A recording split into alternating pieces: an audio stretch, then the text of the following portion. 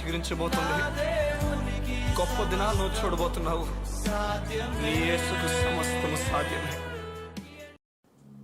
Good morning దేవుని ప్రియ కుమారుడా, good morning దేవుని ప్రియ కుమార్తె. Special good morning to you. ఈ ఉదయమున దేవుని మాటతో దేవుడు నిన్ను ఆదరించుచున్నాడు. నలిగిపోయి విసిగిపోయి రాత్రి నిద్ర లేక ఏడుస్తున్న నీతో దేవుడు ఉదయాన్ని మాట్లాడుతున్నాడు. నేడు దినాన్న నువ్వెంతగానో సంతోషపడి నీ బిడ్డను నువ్వు చూస్తావని ఎంతో సంతోషపడిన నీ జీవితంలో నేడు దినాన జరిగిన విషయం బట్టి దేవుడు చెప్తున్నాడు, నేను బలాన్ని ఇవ్వబోతున్నాను, మరలా నేను దర్శించబోతున్నాను. నీకు జరిగిన విషయం నాకు తెలుసు, నువ్వు ఎటువంటి స్థితి గుండా వెళ్తున్నావు నాకు తెలుసుంది అని దేవుడు నీతో మాట్లాడుతున్నాడు. అయ్యా, నీ జాబ్లో జరిగిన విషయం దేవునికి తెలుసు. నువ్వు ఎటువంటి నిట్టూర్పు సమయాలు ఉన్నావో దేవునికి తెలుసు. నువ్వు ఒంటరిగా బ్రతకాలను కోరుతున్నావు అంటే నీ కుటుంబంలో జరుగుతున్న ఆ గొడవల మధ్యలో నువ్వు నలిగిపోతున్నావు. దేవుడు చెప్తున్నాడు, దేవుడు నీతో మాట్లాడి చెప్తున్నాడు, నేను వాటన్నిటి మధ్యలో ఉన్నాను, నువ్వు దిగులు పడక. మనం నేర్చుకోవాల్సిన ఒకనొక విషయం ఏదంటే, మనకు కష్టం వచ్చిన సమయంలో ఆ కష్టానికి తగిన మాటను దేవుని లేఖనం నుంచి మనం ధ్యానించడం ప్రారంభించాలి. ఒకవేళ నీ రిలేషన్షిప్స్లో నువ్వు ఏదైనా ఒక రిలేషన్షిప్లో ఇబ్బంది పడుతుంటే, లేకపోతే నీ వైవాహిక జీవితంలో నువ్వు ఇబ్బంది పడుతున్న వ్యక్తివైతే దేవుని లేఖనాలు చెప్తున్నాయి, దేవుని మాటను ధ్యానించమని. ప్రేమ దీర్ఘకాలము సహిస్తుంది. నేను దేవుడు సహించమని కోరుతున్నాడు, తిరిగి మాట్లాడద్దని చెప్తున్నాడు దేవుడు. నా వల్ల అవ్వట్లేదండి, లేదు, అది నేర్చుకోవాలి మనం. దీర్ఘకాలము సహించాలి. ఒక కాలం ఉందట, ఆ కాలం పేరు దీర్ఘకాలము. దీర్ఘకాలమును సహించాలి. నువ్వు త్వరపడి మాట్లాడకూడదు, త్వరపడి కోప్పడద్దని చెప్తుంది. ప్రేమ కలిగిన వ్యక్తి త్వరగా కోప్పడట. ఈ ఉదయాన్న దేవునితో మాట్లాడుతున్నాడు. దేవుని మార్గాలు అతి శ్రేష్టమైనవి.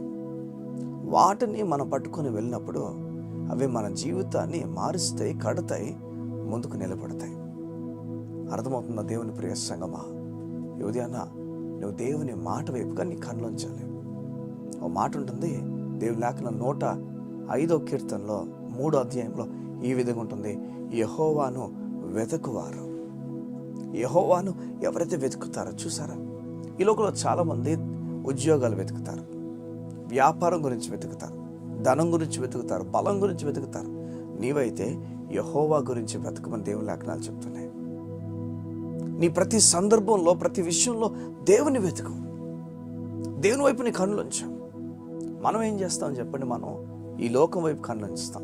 ఈ లోకంలో ఎవరైనా ది బెస్ట్ ఉన్నారని చూస్తాం, ఎవరిని మనకు సాయం చేసేవారు ఉంటారని చూస్తాం. దేవుడు చెప్తాడు, వారందరినీ వెతకొద్దు, నన్ను వెతుకు, నేను నీ కార్యం చేస్తాను. బైబిల్ చెప్తుంది, అలా దేవుని వెతికినప్పుడు దేవుడు కార్యం జరిగిస్తాడు. దేవుడు కార్యాన్ని ఖచ్చితంగా జరిగిస్తాడు. ఒక వ్యక్తి తన కుమారుడికి బాలేదని చెప్పి పరిగెత్తుకొని ఏసు ఎక్కడో ఉంటే అక్కడికి వెళ్ళి ఏసు దగ్గరకు వెతుక్కొని వెళ్ళి, ఏసయ్యా నా కుమారుడికి బాలేదు అని చెప్పి ఏసయ్యతో చెప్తాడు. ఏసయ్య అంటే, మీరు వెళ్ళండి, నువ్వు వెళ్తుండగా నీ కుమారుడు స్వస్థపరచబడతాడు, నీ కుమారుడు స్వస్థపరచబడిన నమ్మని చెప్పి పంపిస్తే బైబిల్ చెప్తుంది ఆ విధంగానే స్వస్థత పొంది ఉన్నాడు.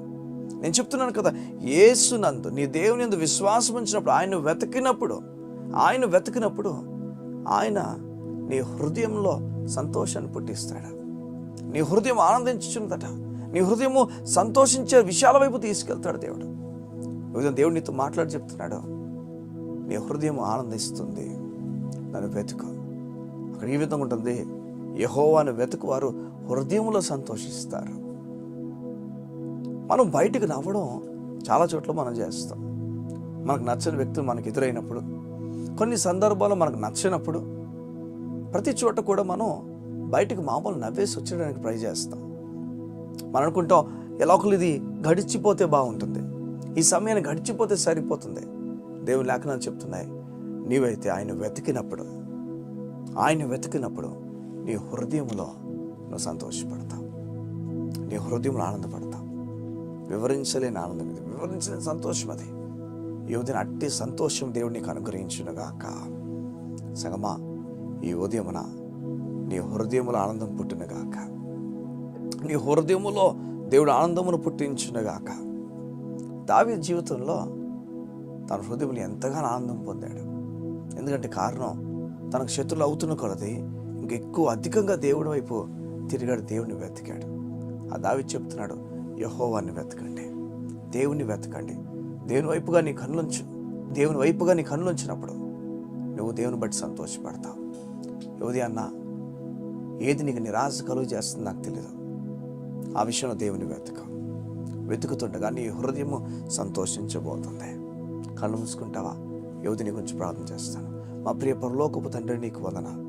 నీ బిడ్డలు వారి జీవితంలో, వారి హృదయంలో సంతోషాన్ని కలుగు చేయబోతున్న దేవా, నీకు స్తోత్రాలు. ఏ విషయంలో వారు నెమ్మది లేకున్నారు నాకు తెలియదు, ఏ విషయాలు వారి హృదయపు గాయాలున్నాయి నాకు తెలియదు. నీ మాట సెలవిచ్చుచున్న విధంగా నీవు నీ బట్టి నిన్ను వెతికి సంతోషించమని చెప్పావు. నిన్ను వెతుకు వారు హృదయంలో సంతోషిస్తారని చెప్పావు. నీ మాట ప్రకారంగా నేను వారు వెతికి ఉండగా వారి హృదయంలో సంతోషాన్ని పుట్టించండి. వారి హృదయంలో సంతోషాన్ని పుట్టించండి. యేసయ్య నామములో నూతన సంతోషం వారు కలుగునుగాక, నూతన నెమ్మది వారు కలుగునుగాక. యేసును ప్రార్థించుచున్నాం తండ్రి. ఆమేన్, ఆమేన్, ఆమేన్. ఈ ఉదయమున నూతన సంతోషమును దేవుడిని కలుగు చేస్తున్నాడు, నూతన బలమును దేవుడిని కలుగు చేస్తున్నాడు. ఆయన పైన ఆధారపడి ముందుకు వెళ్ళడానికి ఇష్టపడు. God bless you.